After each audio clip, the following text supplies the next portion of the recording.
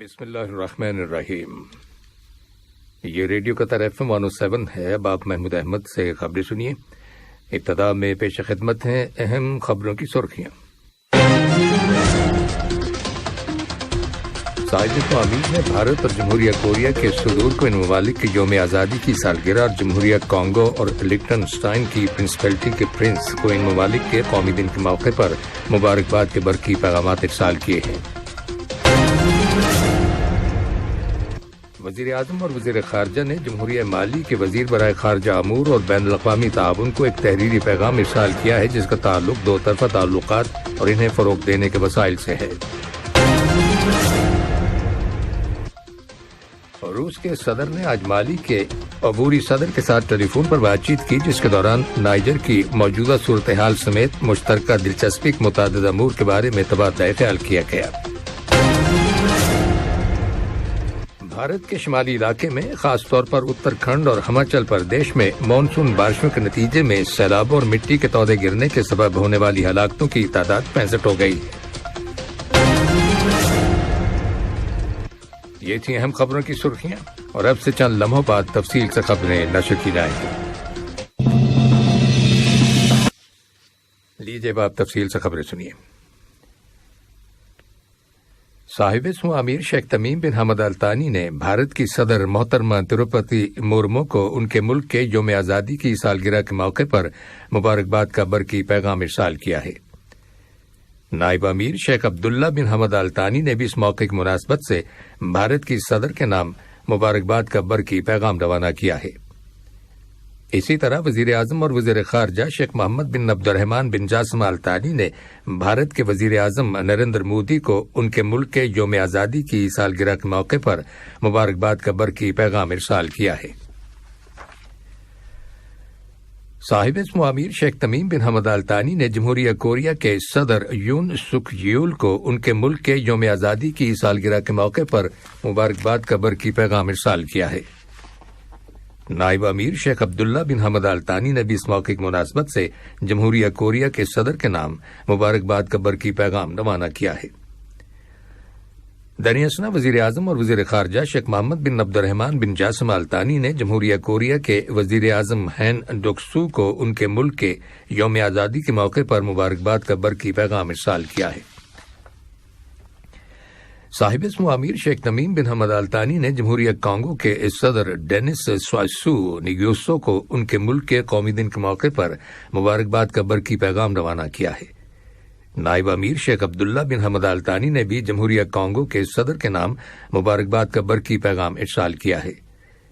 اسی طرح وزیر اعظم اور وزیر خارجہ شیخ محمد بن عبد الرحمن بن جاسم ال ثانی نے جمہوریہ کانگو کے وزیر اعظم اناتولی کولنٹ موکاسو کو ان کے ملک کے قومی دن کے موقع پر مبارکباد کا برقی پیغام روانہ کیا ہے۔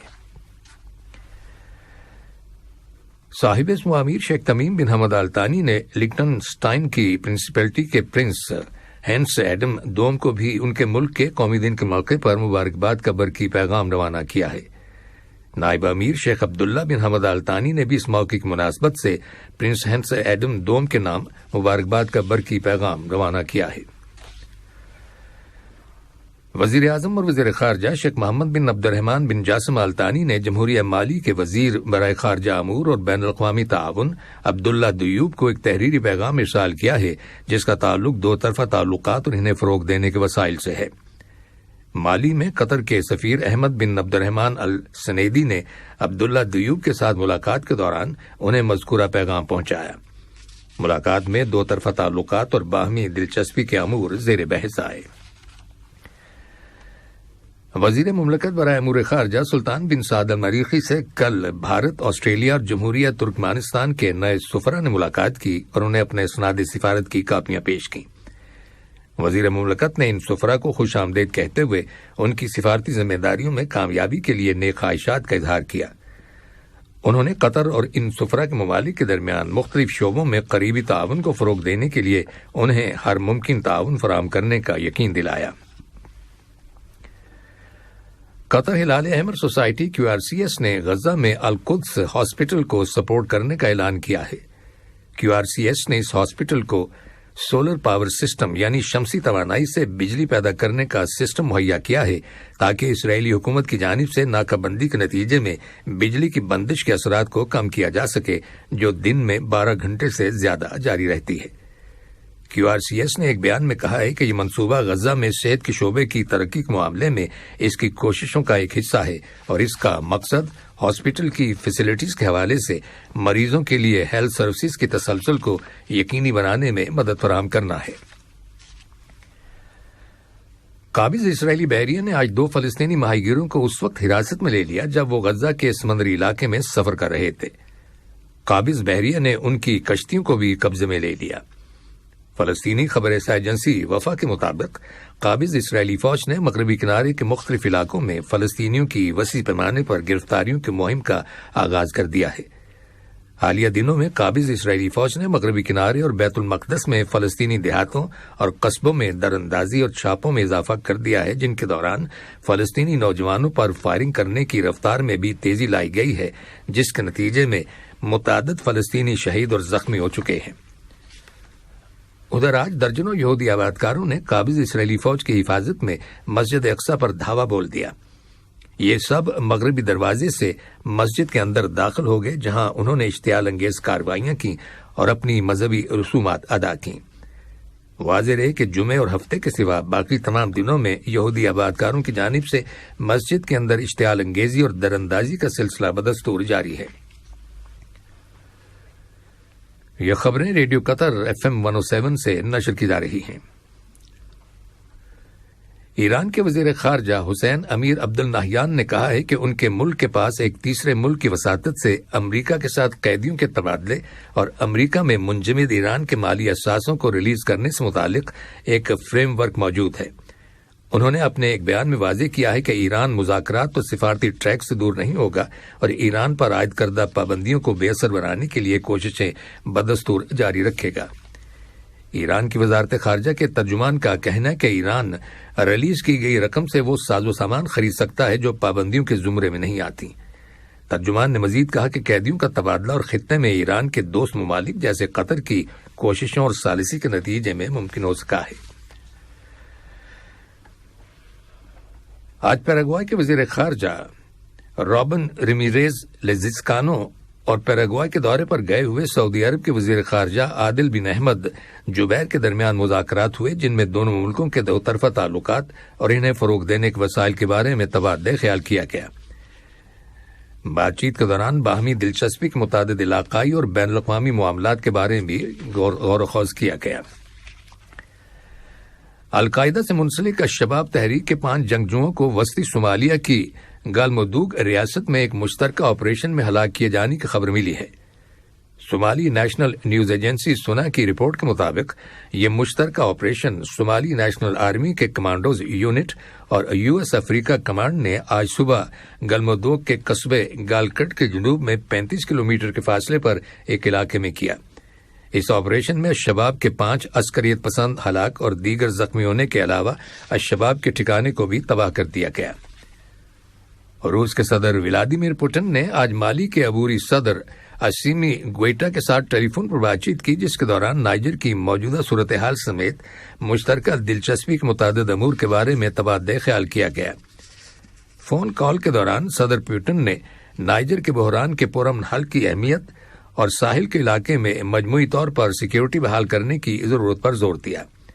نائجر میں فوجی کونسل نے گزشتہ اتوار کو اعلان کیا تھا کہ وہ معزول صدر محمد بازوم کے خلاف سنگین غداری اور ملک کی سلامتی کو نقصان پہنچانے کے الزام میں مقدمہ چلائے گی۔